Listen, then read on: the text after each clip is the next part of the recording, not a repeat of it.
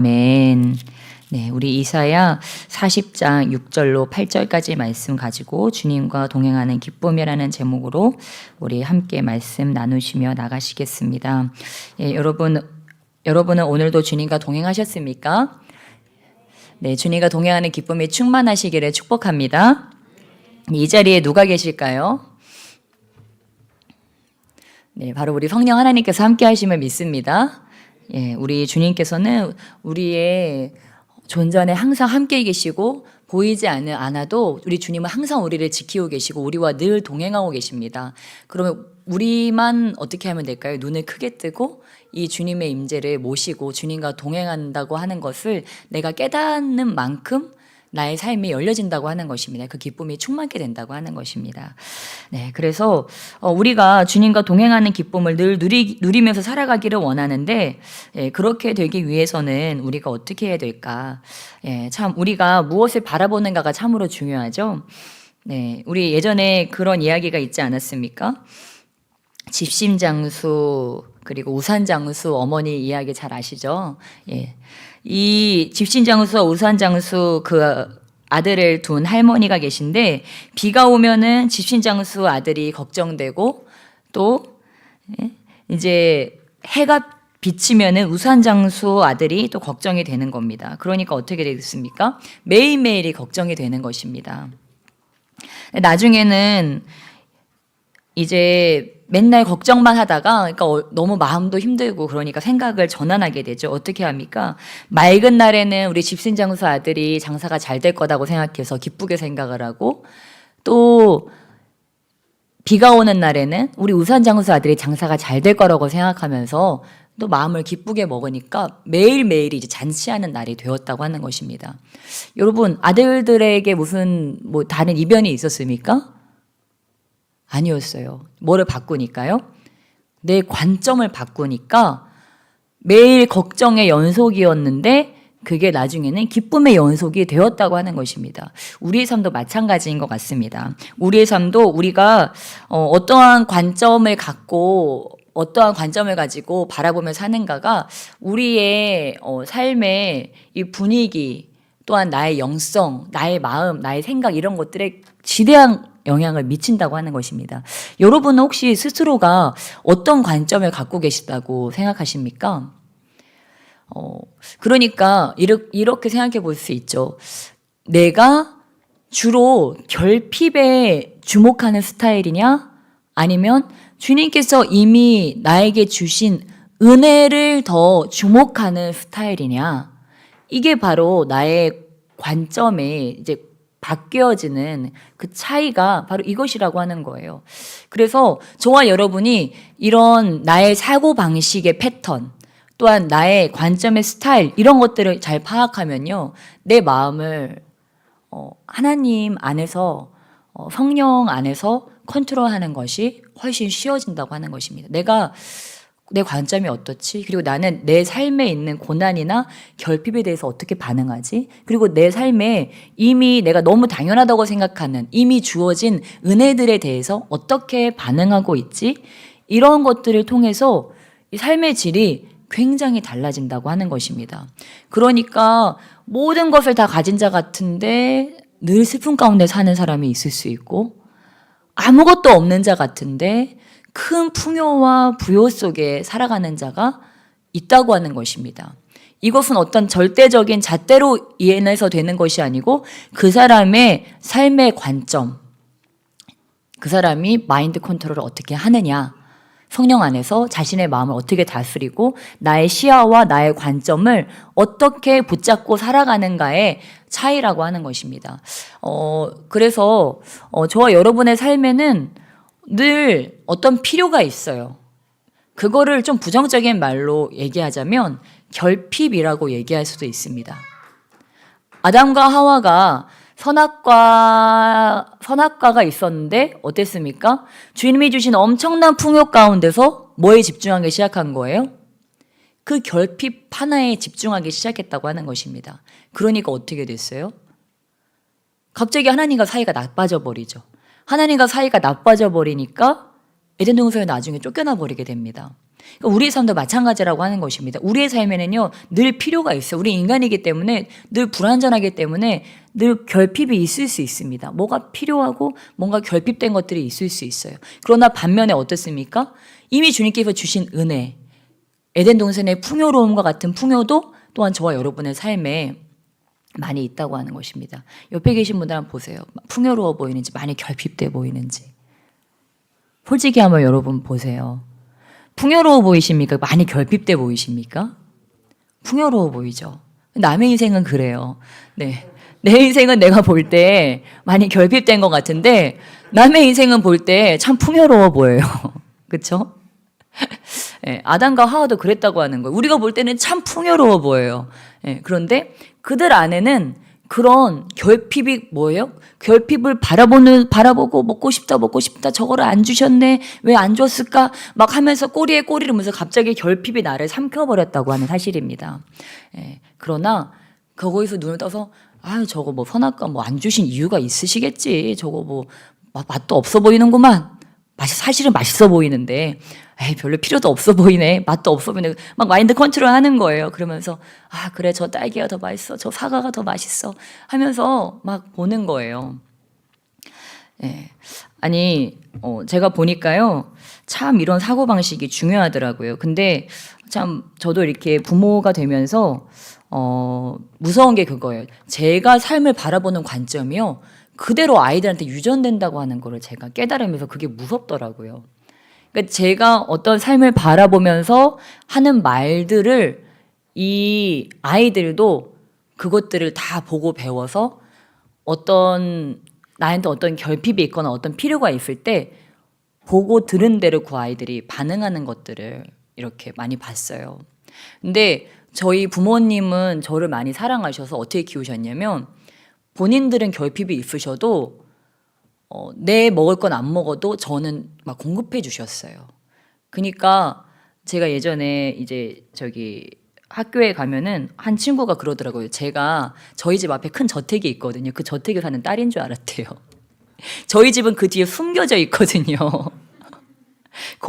한 4분의 1 토막만한 그런 시골집이 하나 있는데 그 앞에 저희 동네에서 제일 잘 사는 으리으리한 그 저택에 그 집 그리고 저를 항상 저희 아버지가 차로 모셔다 주셨어요. 저희 학교에다가. 그럼 저희 아버지를 기사인 줄 아신 거예요. 친구가. 그러니까 왜 그런지는 모르겠는데 그 친구가 내가 이렇게 뷰티나게 생긴 것 같진 않은데 아무튼 그 차가 그 우리 기사님이고 저는 그 집에 사는 공주인 줄 알았던 거죠. 그래서 아니야, 우리 아버지야. 그 저택 보이지? 그 뒷집이 우리 집이야. 그 뒷집이. 나중에 제가 알려줬죠. 근데 제가 어린 시절은 그렇게 살았던 것 같아요. 저희 집 막 엄청 잘 사는 집은 아니었는데 부모님이 먹을 거 안 먹고 입을 거 안 입고 먹이고 입히지는 않으셨어요. 입히지 않으셨는데 먹이고 기름으로 태워다 주시고 이런 일들을 하셨는데 그러다 보니까 이렇게 저도 어렸을 때는 그렇게 막 엄청난 결핍을 느끼지 못했던 것 같아요. 그래도 뭐 학습지를 사달라고 하진 않지만 아무튼 뭐 학교에서 뭐 공과금 낼 거 있으면은 이렇게 하시고 이렇게 도와주시고 그러니까 그냥 그런가 보다 하고 살았는데 근데 그러다 보니까 저도 아이들을 키울 때 저는 결핍이 있어도 아이한테는 내색을 안 하고 이렇게 다 공급하려고 하는 그런 습성이 있었던 것 같아요. 그래서 나는 못 먹어도 얘는 먹이고 나는 못 입어도 얘는 사주고 뭐 이런 식으로 이렇게 아이를 초반에는 좀 키웠어요. 그런데 이러다 보니까 애가 점점 재벌 2세가 되어가는 것 같다는 그런 생각이 점점 들어요. 그러면서 무서워지더라고요. 그래서 어떡하지? 이 소비 지옥에서 막 아이들 조금 커가다 보면 모든 장난감을 다 갖고 싶어하고 광고에 나오는 모든 걸 다 갖고 싶어하고 막 그러잖아요. 그러면서 이제 방법을 바꿨어요. 이게 아이를 사랑하는 방법이 아니구나. 결핍을 그 모든 결핍을 다 해결해 주는 것이 이 아이를 사랑하는 것이 아니고 이 아이가 이 결핍을 바라보는 관점을 바꾸는 것이 중요하구나. 그러면서 저도 아이를 이렇게 키우면서 점점 결핍을 바라보는 저의 관점을 바꾸려고 노력하고 아이한테도 그런 결핍이 있을 때 이 결핍이 다 채워지지 않아도 된다. 너가 뭐가 필요해도 그게 없어도 된다. 이제 이런 것들을 계속 가르치고 있어요. 그런데 그러면서 이제 저희도 우리의 삶에 대한 그런 것들을 다시 한번 이제 생각해 보는 거죠. 무엇입니까? 그래서 우리 하나님도 저와 여러분에게 무엇을 가르치기 원하실까요? 만약에 저와 여러분의 모든 결핍을 다 채워준다면 우리가 어떻게 될까요? 재벌 2세가 되는 거예요. 그렇죠?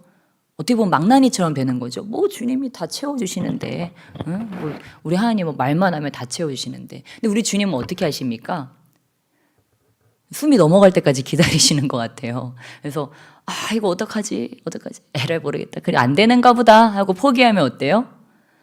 어느샌가 그것이 해결돼 있고. 예. 왜냐면 그런 결핍이 있을 때마다 그거를 주님께서 다 해결해줘 버리시면 우리가 성장할 수 있는 그 여지가 없기 때문에 주님께서 때로는 그 결핍 가운데서도 우리를 좀 놔두신다고 하는 것입니다. 그래서 저와 여러분도 살아갈 때 우리의 삶 가운데 이런 결핍 같은 것들을 어떻게 대할 것이냐, 그러한 것들. 그래서 나의 삶에 이런 결핍이 있어도 그 결핍을 이거 꼭 채워줘야 되는데, 이거 꼭 있어야 돼. 이 결핍을 나는 정말 못 견디겠어. 그러는 것이 아니고, 때로는 얼른 내가 왜 자꾸 이 결핍만 바라보고 있지? 결핍이 별게 아닌데 그 결핍이 너무 커져버렸네.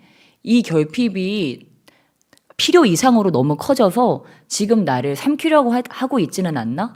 그것들을 내가 한 걸음 떨어져서 이렇게 지켜보면 그것이 그렇게 고민할 일이 아니라는 것들을 알게 된다고 하는 것입니다. 그래서 우리의 삶에 그런 결핍들이 다가올 때 뭐 관계의 결핍, 아니면 내 삶의 결핍, 뭐 재정의 결핍, 또는 뭐 내 영적으로 어떠한 나의 부족함, 이런 결핍들을 내가 봤을 때 우리는 어떻게 합니까? 그게 그냥 빨리 내 뜻대로 막 어떻게 막 해결이 돼버렸으면 좋겠죠.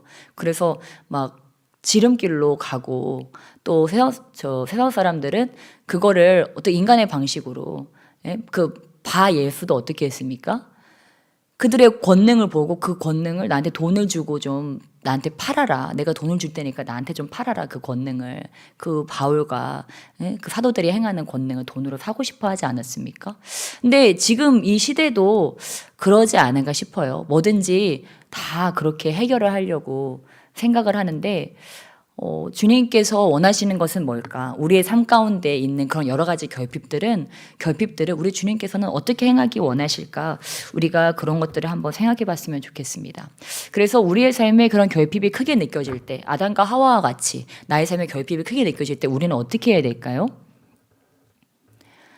네, 잠깐 멈춰서 그 결핍을 주목할 것이 아니고 주님께서 나에게 이미 주신 그 은혜들을 바라보는 훈련이 되어야 된다고 하는 것입니다. 그래서 이거를 뭐 굳이 단어로 얘기하자면 가난의 영이라고도 할 수 있어요. 나는 이미 부요한데 내 안에 어찌 보면 이런 가난의 영이 들어와서 자꾸 없다라고 이야기하는 거예요. 나는 이미 부요한 자인데. 여러분이 구약의 이삭을 기억하실 겁니다. 이삭은 어떤 사람이었습니까? 금손. 파는 데마다 뭐 어떻게 됐어요? 우물이 솟아나왔어요. 파는 데마다 우물이 솟아났어요. 예전에는 목축 사회였기 때문에 우물이 솟아나는 게 굉장히 중요한 일이고 아무나 우물을 팔 수 있는 게 아니에요. 그런데 파는 곳마다 우물이 솟아났어요. 근데 우물이 솟아났는데 어떻게 됐어요? 사람들이 빼앗아 갔어요. 사람들이 시기하고, 그 우물은 우리 거야. 그러면서 와서 힘으로 막 무력으로 다투고 해서. 그럴 때 이삭은 같이 싸우고 할 수 있었지만 싸우지 않고 그때마다 어떻게 했습니까? 양보했어요. 이삭에게도 너무 필요해서 힘들게 그 우물을 팠고, 또 그래서 수확하게 된 그 우물인데 이삭은 그거를 남들에게 양보했어요. 진짜 억울한 일 아니겠습니까? 어떻게 보면 계속 피해를 당했다고 할 수 있잖아요. 내가 했던 업적들이 계속 도난당한 것 같은 그렇죠? 누가 갈취한 그런 상황을 계속 겪었어요. 그럼에도 불구하고 이삭은 또 옆으로 가서 또 우물을 파고 또 가서 싸우지 않고 또 가서 우물을 파고 이런 식으로 했어요. 그런데 이삭에 대한 성경의 묘사는 어떻습니까? 이삭은 그의 100배나 결실했다더라. 거부가 되었어요. 예. 지금 볼 때는 이삭이 우물을 파서 넘쳤는데 그거를 남이 가져가고 계속 도적질을 당했는데 이삭은 그럼에도 불구하고 싸우지 않고 양보했는데 그 결과는 이삭이 거부가 되었다고 하는 것입니다. 그러면 또 다른 사람을 살펴볼까요? 아합은 어땠습니까? 아합이 우리 나봇의 포도원을 너무 탐냈죠. 그래서 어떻게 했습니까? 나봇을 살해했습니다. 살해해서 수단과 방법을 가리지 않고 그 포도원을 내 걸로 만들었어요. 이세벨이 걱정 마 자기야. 내가 그거 자기 거 만들어줄게. 걱정하지 마. 그러면서 그 바알 신을 섬기는 그런 이방 그 여인에게 마음을 빼앗겨서 수단과 방법을 가리지 않고 포도원을 뺏겼어요. 나중에 어떻게 됩니까? 그런 일을 도모했던 그 이세벨과 아합은 아주 비참한 말로를 겪게 되고 결국은 정말 악한 왕으로 기록이 되지 않습니까? 그러니까 저와 여러분도요, 우리의 삶에 어떤 필요들이 있을 때 때로는 그거를 내가 빨리 갖고 싶다라고 하는 욕심이 생길 때가 있습니다. 그런데 우리 하나님 앞에서 우리가 때로는 그것들이 지연된다 할지라도 하나님의 방식으로 때로는 기다리고 때로는 잃어버리는 것 같고 때로는 억울한 일을 당하는 것 같지만 그럼에도 불구하고 내가 때로는 양보하고 때로는 사랑하고 그럼에도 불구하고 또 가서 우물을 파고 이런 일들을 계속했더니 어떻게 하나님 계속 지켜보고 계시다가 축복하시고 계속 축복해 주셔서 나중에는 그가 결론은 거부가 되게 하셨다고 하는 것입니다. 여러분 이것이 바로 하나님의 방식이라고 하는 것입니다. 우리가 하나님께서는 우리의 삶의 태도와 삶의 방식을 굉장히 중요하게 생각하셔서 내가 오늘 사랑을 선택하고 양보를 선택하고 하나님 앞에서의 정직함을 선택할 때 좀 더딘 것 같아요. 이것이 더딘 것 같은데 그것이 나중에 볼 때에는 내 손으로 하는 것마다 하나님께서 복을 주셔서 결국은 우리가 영적으로 혼적으로 육적으로 거부가 되게 하신다고 하는 것입니다. 그러나 반대로 내가 어떤 필요가 있어요? 결핍이 있어요. 뭐를 갖고 싶어요? 내가 어떤 영혼 육간에 어떤 나의 필요가 있어요. 그거를 수단과 방법을 가리지 않고 빨리 내 걸로 만들려고 하고 사람을 내 걸로 만들려고 하고 어떤 뭐 영적인 권세를 내 걸로 만들고 싶어서 때로는 뭐 어떤 물질적인 걸 내 걸로 만들고 싶어 수단과 방법을 가리지 않고 막 지름길로 막 갑니다. 하나님이 때로는 우리에게 적신호를 켜시는데도 막 지름길로 다른 박질하고 있을 때 결국은 그 다른 박질은 주님의 축복의 길과 점점 더 멀어지는 지름길이 되어버릴 수 있다고 하는 것입니다. 그래서 모든 것에는 밥을 할 때도 뜸을 제대로 들여야 여러분 쾌속으로 한 밥이 맛있습니까? 아니면 뜸 잘 들여가지고 일반 그 찰진밥으로 해서 그게 맛있습니까? 좀 다르죠. 우리 권사님 밥을 잘 하시는데 항상 밥을 바로 안 누르세요. 미리 해놔가지고 이렇게 쌀을 불린 다음에 항상 밥을 하시더라고요. 그러니까 그 미묘한 차이예요. 저희는 맨날 쾌속으로 돌려요. 맨날 막 후라락 씹어가지고 맨날 쾌속. 별 해본 적이 없어. 찰진밥, 일반밥 이런 거. 근데 권사님은 미리미리 그거 해가지고 불려가지고 이렇게 하니까 밥부터가 맛있으니까 모든 게 다 맛있는 거예요. 무엇입니까? 우리가 모든 것에 이런 인내와 절제가 있고 기다림이 있고 정도를 걸을 때 우리가 정말 그 아름다운 결실 가운데로 갈 수 있다고 하는 것입니다. 그래서 저와 여러분의 삶 가운데도 아마 하나님께서 계속 이런 훈련을 시키실 거예요. 너는 너의 삶의 결핍 가운데 어떻게 반응하고 있니? 라고 우리 주님께서 우리를 보게 하실 거예요. 어떨 때는요, 우리가 마음이 막 헛헛하고 괴롭고 외로울 때도 있죠.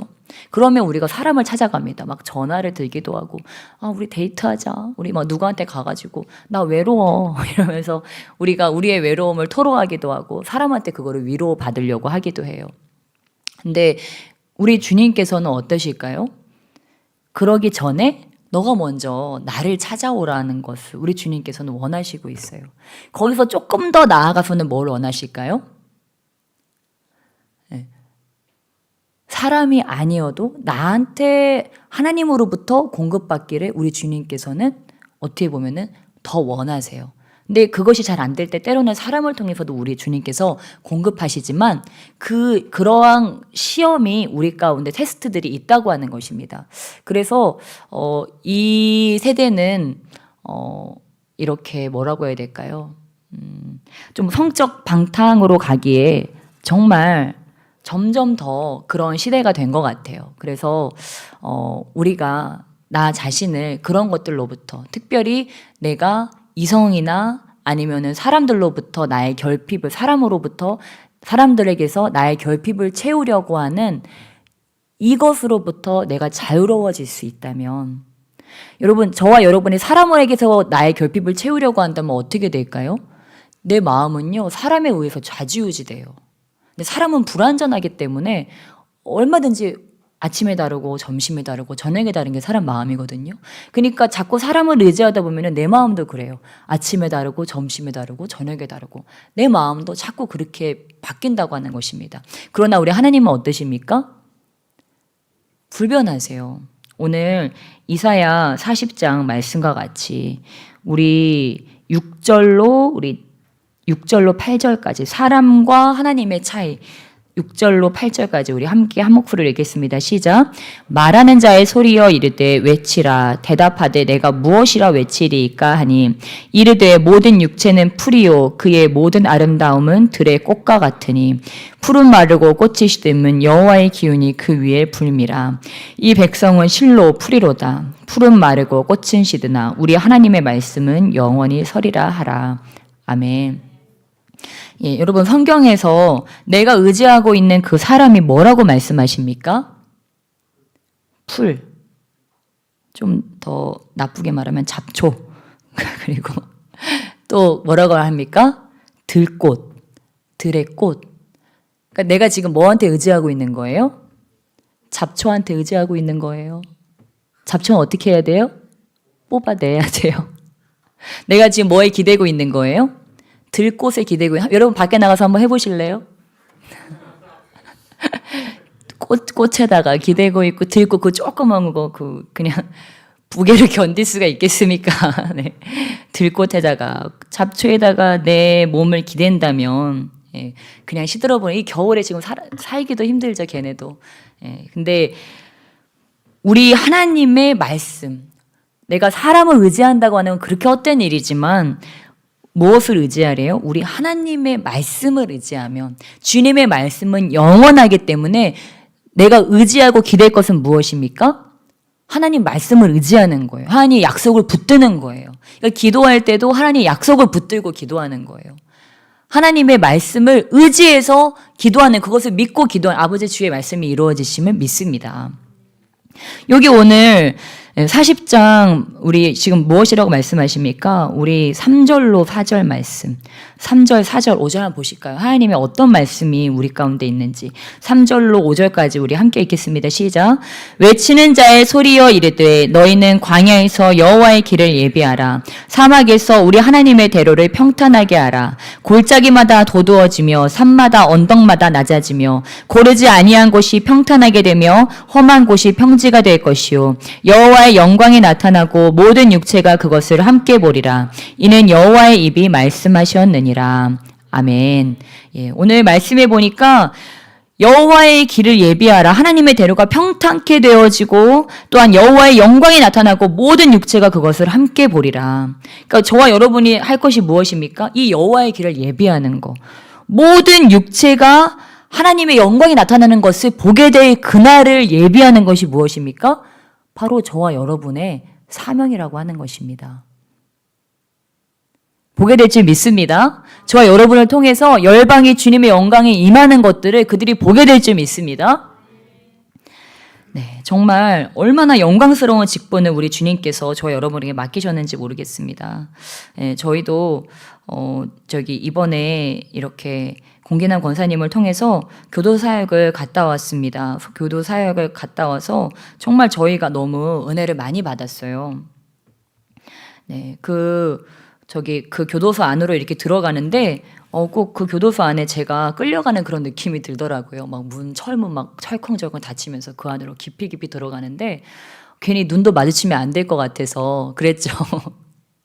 괜히 왠지 미안스럽기도 하고 내가 혹시라도 나의 눈빛이 저 사람들에게 상처가 될까 봐서도 그렇고 이렇게 잘 얼굴을 못 보겠더라고요, 처음에는. 그래서 그렇게 쭈뼛쭈뼛 하면서 들어가는데 마치 성당에서 들려오는 찬양처럼 이렇게 그분들이 찬양을 열심히 하고 계신데 그 소리가 그 성가대 소리처럼 들리더라고요. 너무 아름답고 그 선율도 아름답고 그래서 이건 무슨 일인가? 옆에 미사 드리고 있나? 이제 그런 생각을 저는 개인적으로 했어요. 근데 들어가 봤더니 이제 저희 팀이 어떤 커뮤니케이션이 잘 안 돼서 20분이 딜레이가 돼가지고 갑자기 공백 시간이 생겨서 그분들이 먼저 찬양하고 계셨던 거예요. 저희는 밖에서 이렇게 기다리고 있었는데 저희는 밖에서 기다리고 그분들은 안에서 기다리는 이상한 상황이 펼쳐져서 이렇게 안에서 찬양을 하고 계셨어요. 근데 피아노를 치고 계신 분도 죄수복을 입고 피아노를 치고 계시고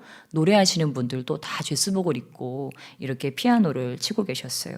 앞자리에는 여러분처럼 예쁜 정말 여학생도 한 명 앉아 있었고 정말 주변에서 우리가 늘 보던 선량한 그런 시민들 같은 정말 그런 분들이 다 앉아 있는 거를 볼 수 있었어요. 그래서 그렇게 어색한 분위기에서 이제 첫 곡을 시작하고 두 번째 곡을 이어가고 원래 목사님이 20분 찬양을 준비하셨는데 10분만 하라고 이렇게 하셔가지고 목사님 많이 절제하셔서 15분 정도 하신 것 같은데 네, 아무튼 그래서 그렇게 막 이렇게 찬양을 해나가는데 사실 거기를 들어가면서 정말 하나님께 주셨던 마음은 내 딸들이다라는 그런 마음을 너무 강하게 주셨어요. 그래서 제가 그 안에 들어가면서 아버지의 딸들이구나 그러면서 하나님의 마음이 저에게 이렇게 막 풀어지기 시작했어요. 내 딸들. 그런데 저와 여러분의 딸이 그렇게 예기치 않게 살아가다가 교도소에 들어가 있다면 구치소에 들어가 있다면 여러분 마음이 어떻겠습니까? 네, 너무 마음이 아프겠죠. 저와 여러분이 교사들을 많이 하실 거예요. 또 뭐 사촌 동생들이 있을 수도 있고 그 어린 아이들이 있어요. 근데 아이들이 옆에 있는 애를 폭행하기도 하고 욕하기도 하고 막 물건을 던져서 막 맞추기도 하고 막 인간이 하면 안 될 것 같은 그런 행동들을 막 할 때도 있죠. 예, 그리고 막 무시무시한 말을 할 때도 있어요. 그러면 어떻게 합니까? 저와 여러분이 고소해 버립니까? 그냥 애기가 왜 이러지 하면서 어떠한 죄를 저질러도 내 자식은 그게 용서가 돼요. 그리고 그 어리다는 이유로 이제 그게 그렇게 미워 보이지가 않고 어떠한 잘못을 저질러도 그거를 교화시키고 싶다는 생각을 하게 되지 얘를 심판해 버려야겠다는 그런 생각은 들지 않습니다. 그래서 어떠한 죄를 저질렀던지 간에 그것을 내 딸, 내 아들이라고 생각할 때 우리 아버지의 마음은 어떨까? 참 우리 아버지의 마음은 아프시겠다. 그래서 우리 예수님은 어떻게 하셨습니까? 모세 율법대로 하자면 그 자리에서 즉시에 직결 심판을 받아야 되는 그 가늠한 현장에서 가늠하다가 잡힌 여인을 예수님께서는 돌을 던지라고 하시는 것이 아니고 너희 중에 죄 없는 자가 돌을 던지라라고 말씀하지 않으셨습니까? 그래서 저도 그 구치소에 가면서 그런 수많은 장면들이 떠올랐어요. 제가 구치소 갈 뻔했던 그런 장면들이 떠올랐어요. 만약에 내가 예전에 거기서 조금 더 갔다면 갈 뻔도 했을 텐데 거기서 내가 못 참았다면 가지 않았을까? 이렇게 생각해 보니까 몇 번 있었더라고요. 그래서 제가 이런 것까지 얘기하면 목사 같지 않을까 봐 이제 나누진 않을게요. 너무 이게 제 살 파먹는 그런 이야기여서 너무 많이 한 것 같아. 그래서 오늘은 제 살을 파먹지 않고 아무튼 저도 그런 때가 몇 번 있었던 것 같아요. 특별히 초등학교 때 한 번, 그리고 중학교 때 한 번 이렇게 있었던 것 같아요. 어렸을 때 혈기가 막 충만했을 때 막 학교 패싸움도 하고 다니고 막 그랬거든요. 네. 근데 정말 감사한 게 그 순간에 진짜 하나님이 저를 살리셨어요. 사실은 제가 여러분 몇 번 말씀드렸는지 모르겠지만 또 아무튼 네. 그때 참 그 친구들이 싸움을 걸었으면 할 말이 없는데 싸움을 건 것도 저였어요. 길을 가다가 너무 재질이 안 좋아 보이는 애들이 있어가지고 제가 손으로 엿을 먹으라고 이렇게 처음 보는 애들이었는데 그런 일을 한 거예요. 마귀가 시켰죠, 마귀가. 근데 다른 때 같으면 그냥 걔들이 지나갔을 텐데 걔네가 싸움꾼이었던 거예요. 그래서 제 친구들은 진짜 착한 애들이거든요. 다 같이 화장실에서 만나게 돼가지고 PC방 앞에서 막 한바탕 하고 그 다음에 이제 그 PC방 오빠가 나와가지고 이제 너무 무서워 떠시면서 니네 여기서 왜 이러니 이제 그래 막 너무 무서운 말들을 하니까 이제 그래가지고 이제 화장실로 자리를 옮겨서 하던 일을 마저 이제 계속 하고 있었는데 제 친구들은 착해서 한마디도 안 하고 저만 이제 같이 막 저 1대 몇으로 막 싸운 거예요. 근데 걔네가 이제 막 태권도 하는 애를 데려오겠대요. 이제 여기서 이제 육박전으로 나가려고 이제 막 하고 있는데 우리 이제 2판 4판이니까 나도 어떻게 태권도를 데려오겠다고 태권도 하는 애 데려오겠다고 난 어떻게 해야 되지? 하는데 어떻게 해야 되는지가 또 그려지는 거예요. 악한 영이 내 안에서 악한 영이 역사하니까 그 생각을 성령께서 주시겠습니까? 악한 영이 저는 그때 성령 세례도 받지 않았죠. 악한 영이 장면을 그리는 너의 다음 액션은 처음 액션도 악한 영 안에서 했고 그 다음 액션도 악한 영이 딱 아이디어를 주는 거예요. 그렇게 하면 네가 이길 수 있겠다. 근데 그때 성령께서 역사하셨어요. 그 다음 순간에 딱 그림이 스치는데 저희 어머니 아버지가 경찰서에서 울고 계신 장면이 딱 보여지더라고요. 그래서 하나님이 저를 몇 번 살리셨는데 그때 저를 또 한 번 살리셨어요. 그래서 마귀가 줬던 그 장면을 제가 했을까요? 안 했을까요? 안 했어요. 저는 그렇게 사고 쳐놓고 고등학교 가면 끝이지만 제 친구가 옆에서 조용히 나지막히 그러는 거예요. 야, 너는 전주로 가지만 우린 여기 계속 있어야 돼. 이제 그러는 거예요. 그래서 사단이 줬던 이제 한 큐에 이겨버릴 수 있는 그 방법을 제가 쓰지 않고 그래 우리 아버지를 위해서 우리 어머니를 위해서 내 친구들을 위해서 내가 오늘만 참자 그러고서 거기서 제가 그냥 무릎을 꿇었어요. 그리고 싸움을 그만하고 이제 거기서 꼬리를 제가 내렸어요.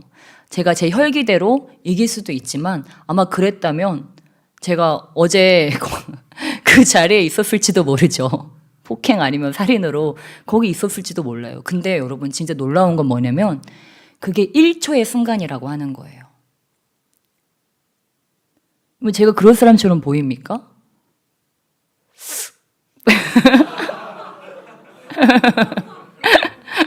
네, 그런데요, 진짜요, 가보면요, 다 착하게 생겼어요.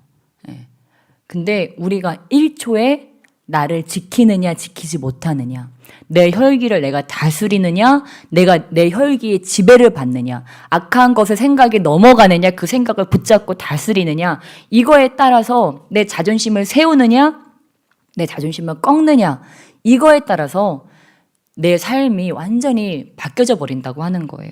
제가 만약에 거기서 사고를 쳐버렸으면 저는 소년원에 갔겠죠. 소녀원인가요? 소년원인가요? 아무튼 거기를 갔겠죠. 근데 사고를 안 치고 저는 그대로 좋은 고등학교에 가서 그 고등학교에서 하나님을 만나서 지금 저는 목회자가 됐죠.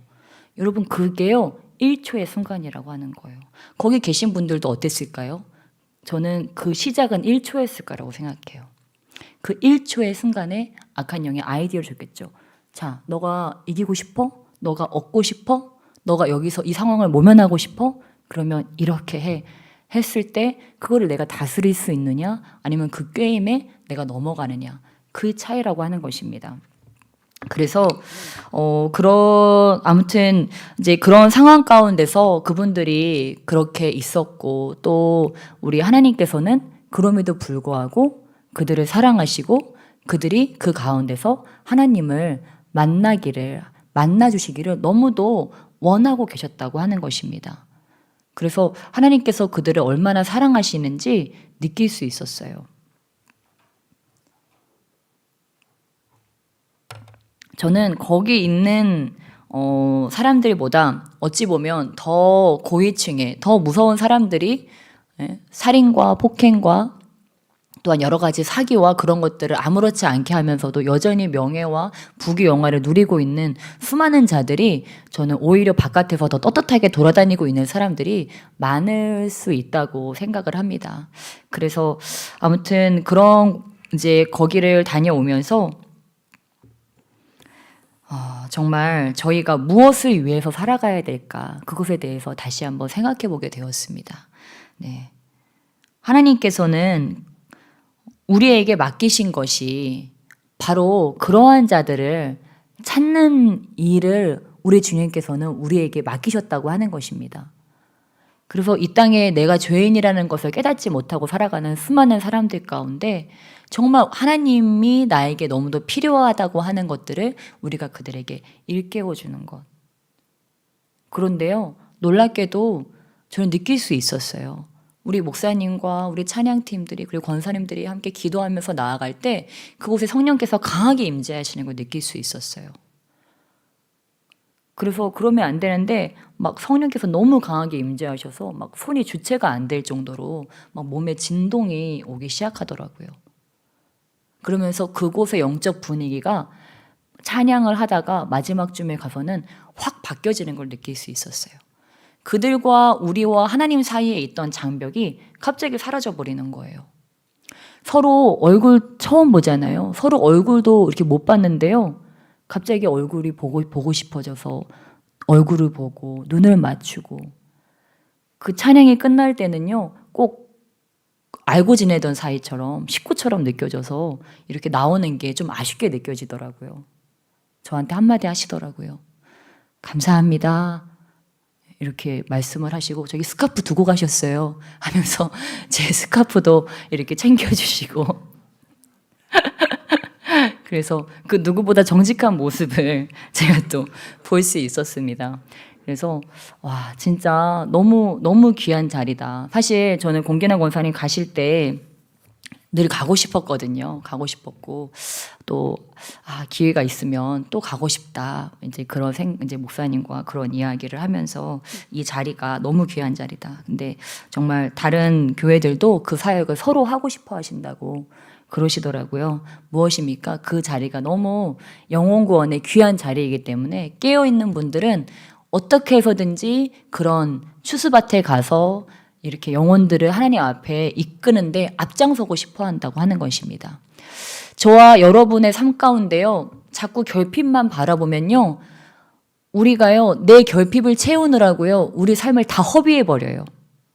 돈 벌다가 끝나고, 사람 쫓아다니다가 끝나고, 사랑 쫓아다니다가 끝나고, 소비하다가 끝나고, 쇼핑하다가 끝나버린다고 하는 것입니다. 집 평수 늘리다가 끝나버려요. 그런데 결핍을 바라보는 게 아니고 나에게 주신 하나님의 은혜를 생각하면은 어떻게 됩니까? 그 은혜가 나에게 차고 넘쳐서, 은혜가 너무 넘치니까 어떻게 하고 싶겠어요? 전하고 싶어지는 거예요. 그래서 맨날 이 은혜를 어떻게 전하지? 고민하는 거예요. 여러분, 전자와 후자가 그렇게 많이 다를까요? 받은 은혜가 그렇게 다를까요? 저는 아니라고 생각합니다. 관점이 다른 거예요. 깨달음이 다른 거예요. 하나님이 어떤 사람에게는 더 많은 은혜를 주시고 어떤 사람에게는 조그마한 은혜를 주실까요? 여러분이 아시는 하나님은 어떠십니까? 말이 안 나오네. 여러분, 우리가 믿는 하나님은 공평하신 하나님. 옆에 있는 사람과 나에게 주신 은혜가 어때요? 다르지 않다고 하는 거예요. 그런데 놀라운 것은 새롭게 하소서나 다니엘 기도에 나가신 분들 보면 어때요? 그분들은 은혜가 되게 많은 분들이잖아요. 근데 간증하면 다 어때요? 어머 어떡해. 이런 얘기가 막 나오잖아요. 그분들이 거기 나온 이유는 받은 은혜가 너무 커가지고 그 은혜를 막 전하다가 넘쳐가지고 나왔는데 그들의 사연을 들어보면 그렇지가 않다는 얘기예요. 어떻게 저런 일을 견뎠지? 어떻게 저런 사연이 있지? 나라면 저런 걸 못 견뎠을 것 같은데? 근데 그분들은 뭐래요? 그게 자기 훈장이래요. 그게 하나님의 축복이었대요. 바로 그 사건이 있었기 때문에 내가 지금 여기 있대요. 무엇입니까? 관점의 차이라고 하는 것입니다. 저와 여러분에게 어떤 결핍이 있어요? 그 결핍이 바로 가장 큰 축복일 수 있다고 하는 거예요. 제가 여러분 앞에서 패싸움 했던 걸 자랑스럽게 얘기할 수 있는 이유가 뭡니까?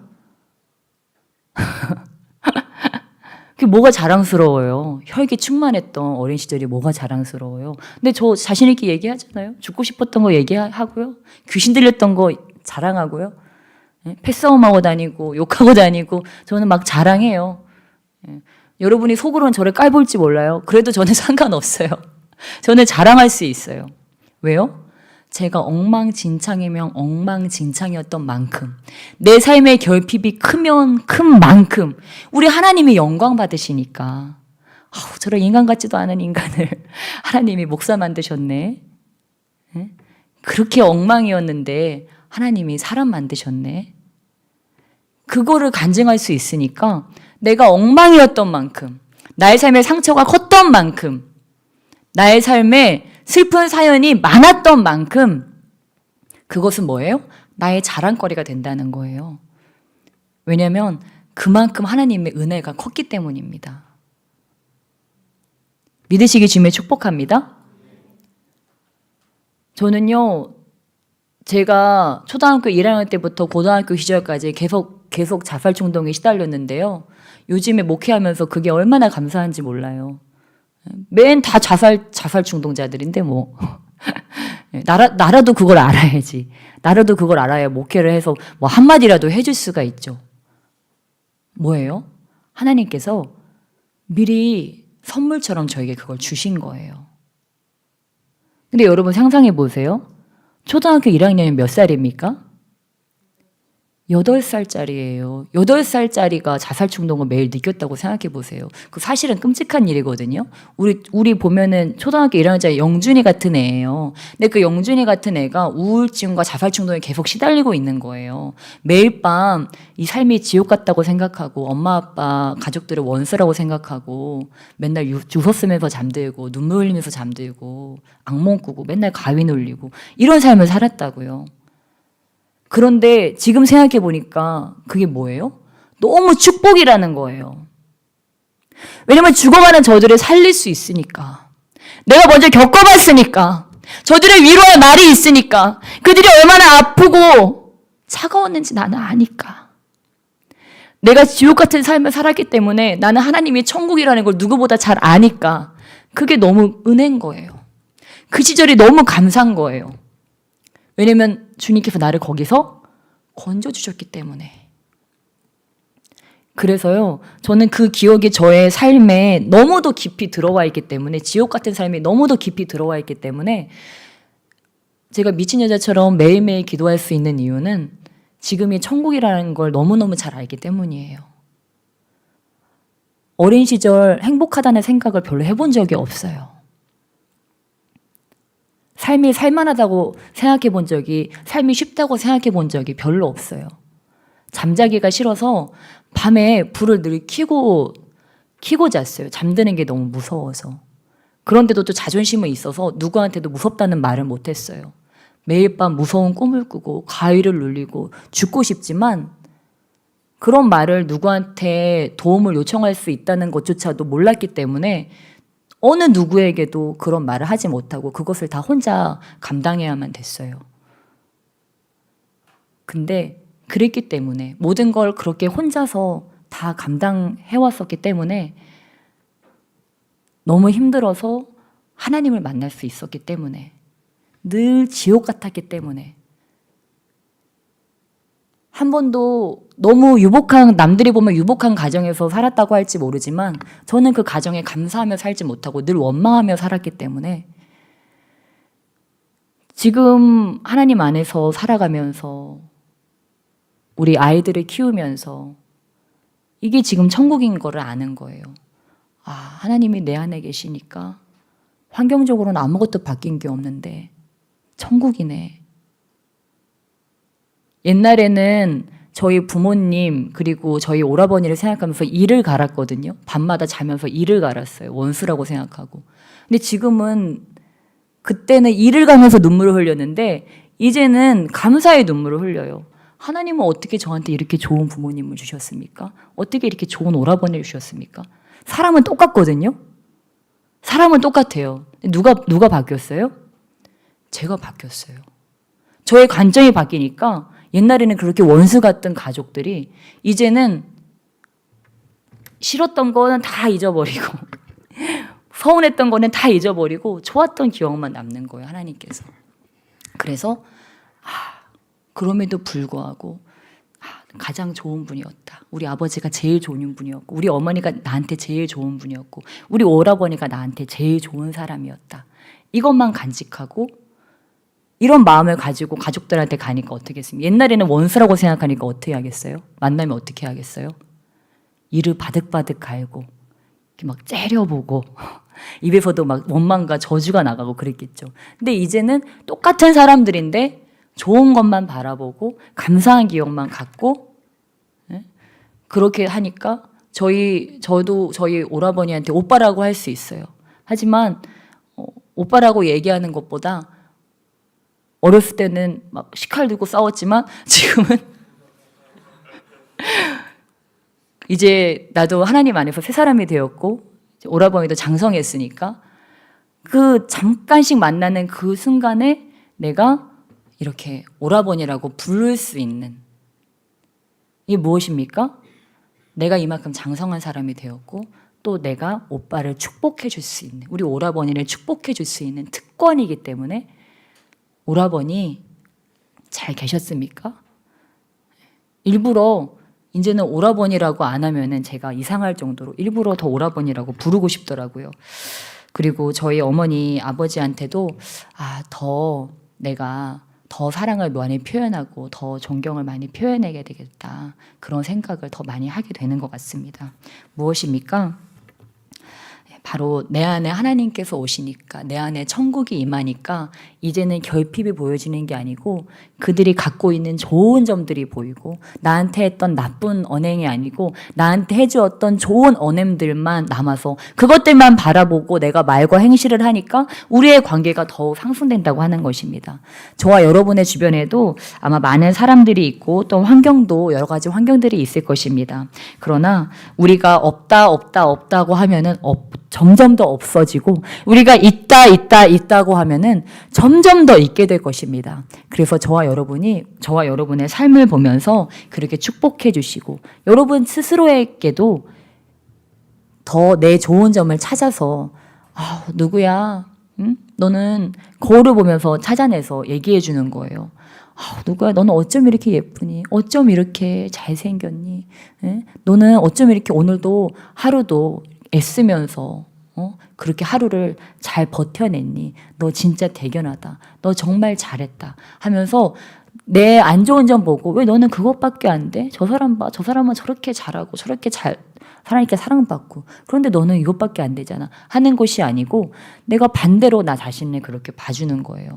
왜냐하면 그것이 바로 저와 여러분의 모든 삶의 시작이기 때문입니다. 그것이 하나님의 은혜를 인정해 드리는 거예요. 저와 여러분의 나 자신에게 박하다면, 나 자신에게 너무 가혹하고 나의 자신에게 너무 낮은 점수를 주고 있다면 한번 생각해 봐야 돼요. 우리는 밖에 나가서도 다른 사람들에게 나에게 주는 점수처럼 똑같이 나쁜 점수를 주고 있을 가능성이 많습니다.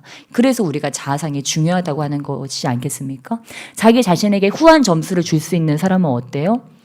밖에 나가서도 다른 사람들에게 후한 점수를 줄 수 있는 거예요. 더 나아가서 하나님께도 후한 점수, 환경에 대해서도 나라에 대해서도 후한 점수를 줄 수 있다고 하는 것입니다.